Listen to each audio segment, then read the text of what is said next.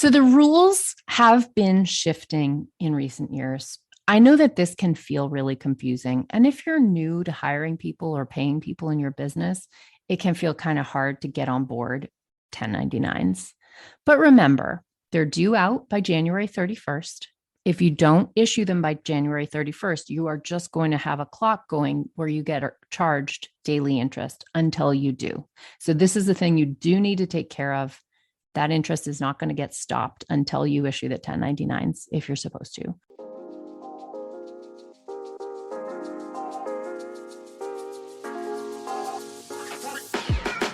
Welcome to the Sunlight Podcast. In this show, we're talking about taxes, money, and careers for creative people who have a big vision for changing the world with their work. I'm your host, Hannah Cole, artist, tax pro, and the founder of Sunlight Tax. If you're an artist, designer, or creative entrepreneur who wants to grow your business sustainably, manage your taxes, and build a stash of fuck you money so you can control your own time and have a bigger impact with your work, you are in the right place.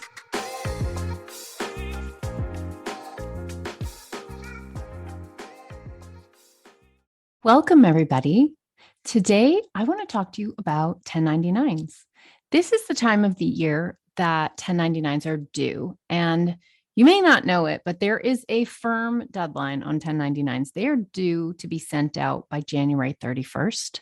And if you don't send them out and you were required to, you actually start incurring penalties and daily interest for every day that you are late.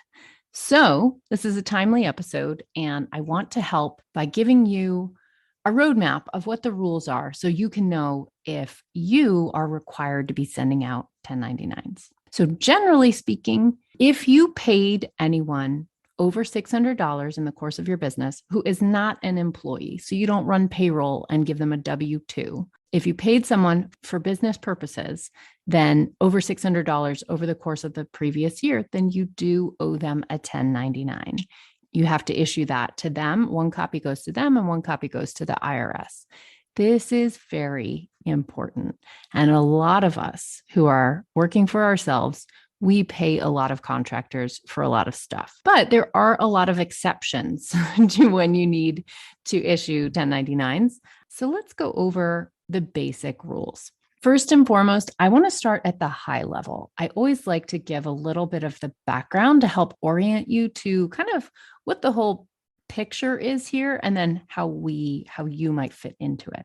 So here's what the trend is. The IRS places a lot of scrutiny on this area because unreported cash income is one of the biggest reasons for the tax gap in this country. The tax gap is the difference between the amount that U.S. citizens actually owe, or sorry, I should say U.S. taxpayers actually owe, and the amount the IRS actually collects. Okay.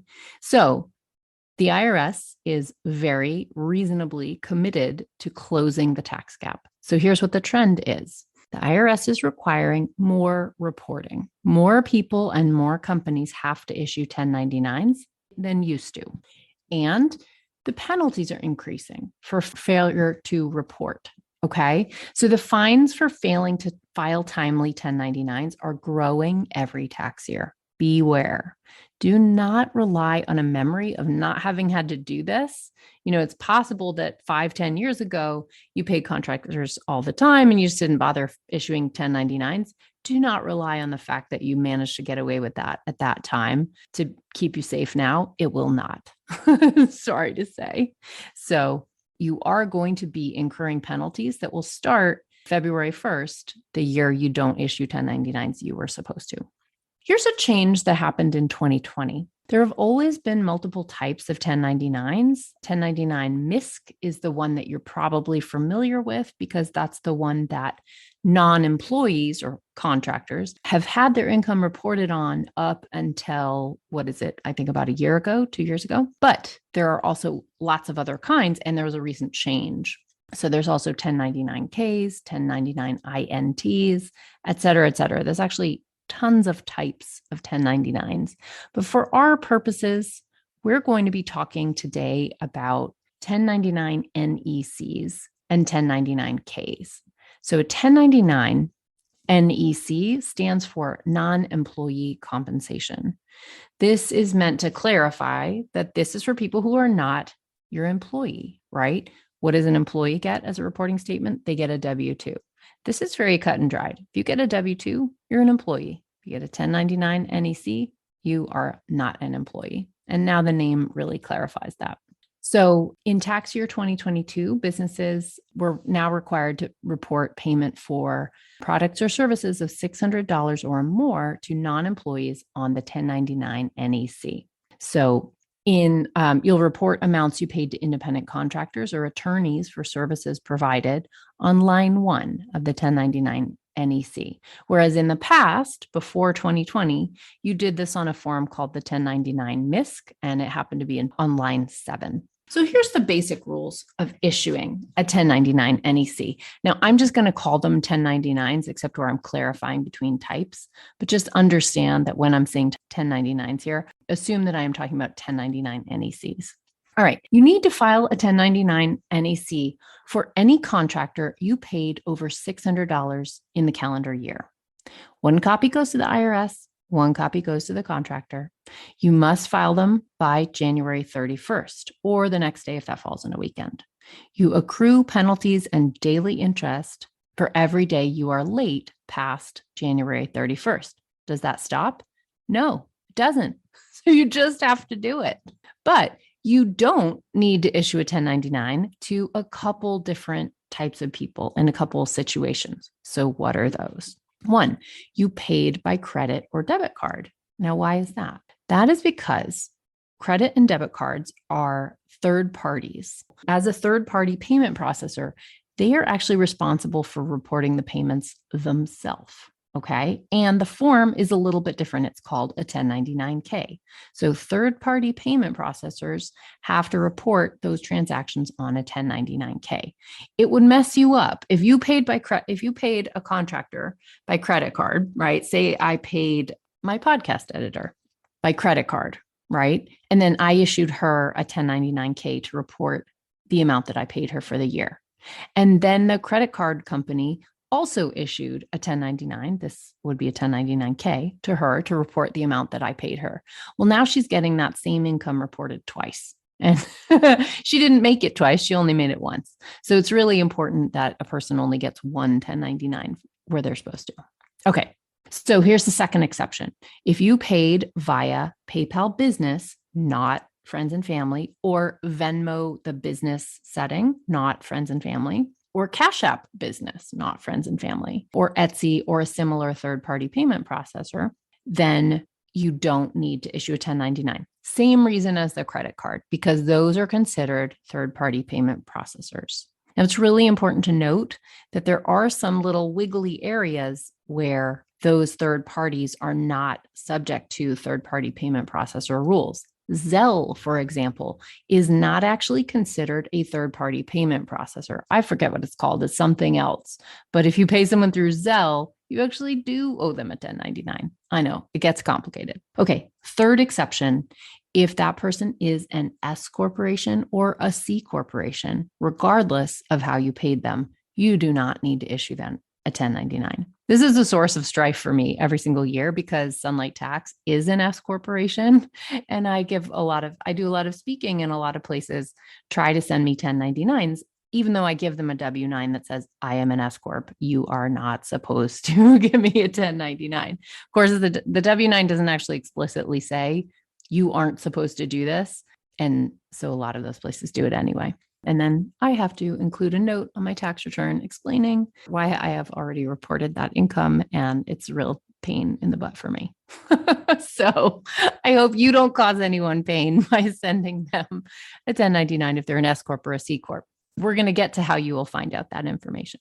You do need to issue a 1099 to an attorney who pay for services rendered to you, to your business, but not personal, right? So if you're, suing your neighbor, right? That's personal. So you don't need to issue the attorney a 1099. But if you hire an attorney for your business, and that's kind of, for me at least, that's the only place that I hire attorneys, you do have to issue them a 1099. This is kind of funny, y'all. I mean, I'm not trying to say anything bad about lawyers, but there is a very genuine distrust of lawyers up at the IRS. They actually have special rules for lawyers, and here they are. So when we're talking about attorneys, you do need to issue a 1099 to an attorney when you pay them by cash or check or Venmo or Zelle. You don't need to issue them a 1099 when you pay them by debit card or credit card, interestingly. The attorney's corporate structure actually has no effect here, right? So if your attorney is an S Corp or a C Corp, doesn't matter. You still have to issue them a 1099. I have a little detail here about payments to attorneys. Gross proceeds paid to attorneys or law firms connected with a legal settlement are reported on Form 1099 MISC, Box 10, but payments of an attorney or law firm for services provided to you, so not a legal settlement, but services provided to you, those are reported on the Form 1099 NEC. All right, let's talk about ACH transfers. An ACH transfer is generally like paying with cash or check, so it means you do need to issue 1099 NEC. If you use the ACH function through a third-party payment processor, so not straight from your bank, like, for example, the ACH function through PayPal, that will be included in PayPal's 1099K reporting. And so you don't need to issue them, in that case, a 1099 NEC. Now, there is a rule that you have probably heard about in the news, and I want to kind of clarify what's going on with it. So there is a new 1099K reporting threshold that was supposed to be put into effect in 2022. So that would affect the taxes you're working on now. But third-party payment processors made a big stink and they got the rule pushed out to tax year 2023. So at the moment, this rule that you may have heard about is actually not yet in effect. It's on the back burner for 2023. So, but here's what the rule is, just in case you've heard this, so that you know where you stand. So pre-2023, third-party payment processors only had to report income or send out 1099Ks if somebody had over 210 transactions or made over $20,000 in revenue. But there's a weirdness there. 1099 NECs have to be reported for income over $600, right? Not $20,000, $600. And 1099Ks only used to have to be issued for over $20,000. Well, Congress is trying to make that simpler. The American Rescue Plan Act of 2021 synced up these two rules so they would be the same. This is actually great, right? It's going to cause a lot less confusion. It's not like you weren't supposed to report that income if you didn't get the 1099. You've always been obligated to report that income. So this just makes the reporting simpler and more similar across the board. It's easier to understand. So under this new rule, 1099Ks need to be issued to anyone who sold products or services and made over $600 rather than $20,000. Note that this is only true for business transactions, okay? So personal payments like reimbursing your friends for takeout do not count. But as self-employed people, this means that we're affected, right? This change was meant to go in effect in 2022 and thus change the reporting requirements for your 1099Ks that you're getting right now. But like I said, these third-party payment processors fought the change. And so the IRS has decided to delay it for one more year. In other words, you are not owed a 1099K if you sold stuff through Stripe or Etsy, for example, until you've crossed that threshold of either 200 transactions or $20,000. Next year, we think, if it's not delayed again, you'll get a 1099K if you earned over $600. Okay, a much lower threshold. Now, interestingly enough, there are some states that did implement this change. Okay, so I'm just going to name these states. All of them use that lower threshold of $600. These are the states: Maryland, Massachusetts, Vermont, and Virginia. I do not actually know the answer about how this is going to change the reporting. If you happen to live in one of those states, stay tuned. This is an open question to me. Okay, so here's some tips on filing your 1099s, okay? 1099 NECs specifically are the ones you are going to be filing for your contractors. So as a best practice, before you ever pay someone, you want to have that person fill out a W-9. And this is really easy. You just grab the link to a blank W-9 form off the IRS website. Okay. Easy peasy. This W-9 does not get sent to the IRS. This is for your records. Okay.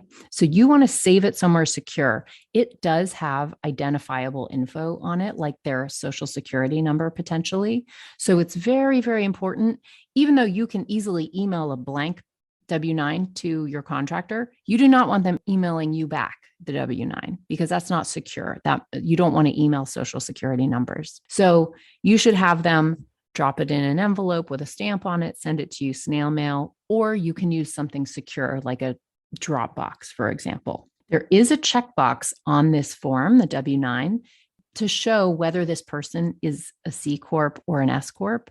And this way, you know the answer to that question, right? So if somebody asks for a W-9 from me, for example, through Sunlight Tax, I'm going to be checking the box on that says Sunlight Tax is an S Corp. In other words, if you know the rules, you know, once you get that W-9, you don't need to send me a 1099 for an amount that you paid me, which is great.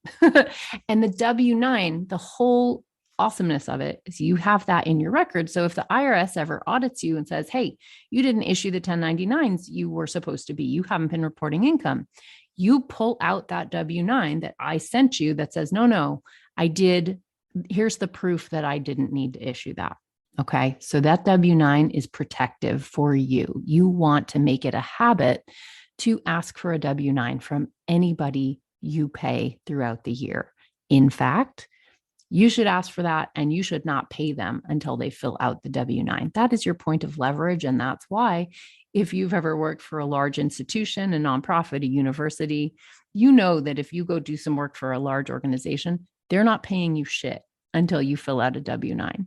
We'll take a page from that playbook because that's actually what you're supposed to do. Okay. So I recommend you do that too. So the W-9 gives you all the info that you need to file your 1099s. Namely, it gives you the person's legal name, their mailing address, their social security number, or their EIN. It has a residency question for tax withholding purposes. Okay. So if you get a W-9 from somebody, if they fall off the face of the planet, you can do your required reporting to the IRS and you have the info that you need. This is really important because, frankly, the scenario I see all the time is that you pay somebody for work early in the year, January, February, and then it comes around to next tax season. It's a year later. You've been out of touch with this person and you can't find them. So you may have every intention of doing everything that you should, of issuing this 1099, but you simply cannot find that person again. You can't get the info. That's why you want to get the W-9 up front. Okay. All right. Next, here's some next steps for you. I want you to do your bookkeeping for 2022. This is really important in January. And what you're going to do is you're going to run a report, or if you're doing it manually, like on a spreadsheet, you're going to make a list of all the payments you made to contractors and attorneys. Okay. So we're not talking about every single individual payment. You're making a total for the various people. Okay. So Mary, Shaniqua, Bob, you're like listing out the various people that you paid. Okay. You're going to see which one you paid over $600, right? So the ones who you didn't pay over that threshold, you can just cross them off. You don't need to send them 1099s. But the ones that you did pay over 600, now you're going to whittle down that list by the criteria above, okay? Did I pay them by credit card?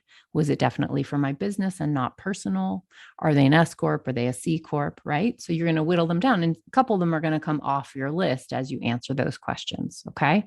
This is going to get you the list of people to whom you actually owe 1099s. And your report should tell you the totals of what you paid them, right? So you need to be doing bookkeeping through the year. I think if you've listened to me talk, you know that this is true. You need to be doing bookkeeping through the year no matter what. So you have tracked the amounts you paid them, and that's what you're going to report on the 1099. It's not a terrible idea to give them a heads up that you're doing this so that they know, so that they are aware. And I'm just, for the purposes of this podcast, going to assume that everybody is doing right by the law and reporting their income as the law requires.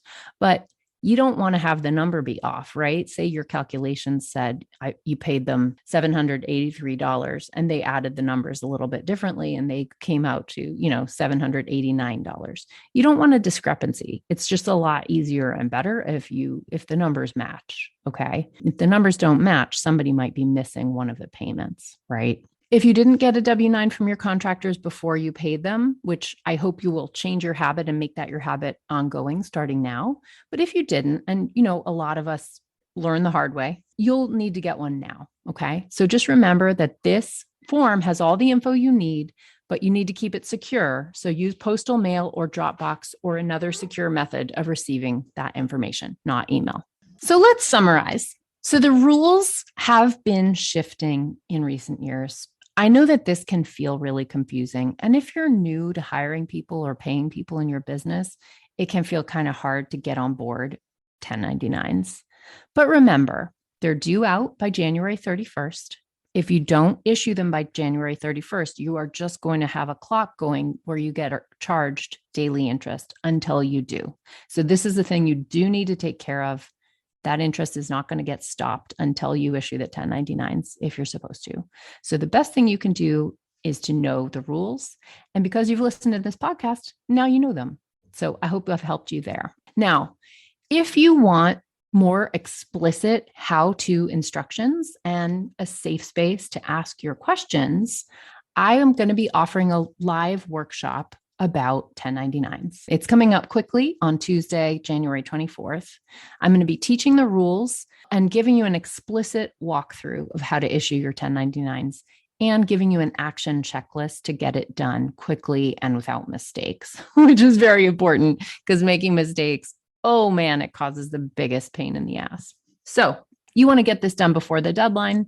I'm going to give you an action checklist to get it done quickly, without mistakes, and on time. I'm also leaving a generous amount of Q&A time so that you can come to this workshop and get your questions answered. I want you to know that I'm also bringing in my incredibly awesome tax advisor, Orion, who's another tax expert who works here at Sunlight Tax, to help me answer questions so that we have sort of double firepower and can really get through all of the questions.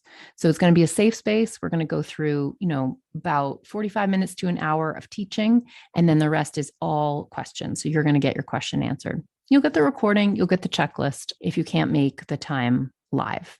And the class is $97. You don't need to be a part of any other program to do it. I'm trying out doing some one-off classes. So you can sign up at courses.sunlighttax.com/1099. That's 1099. So that's courses.sunlighttax.com/1099.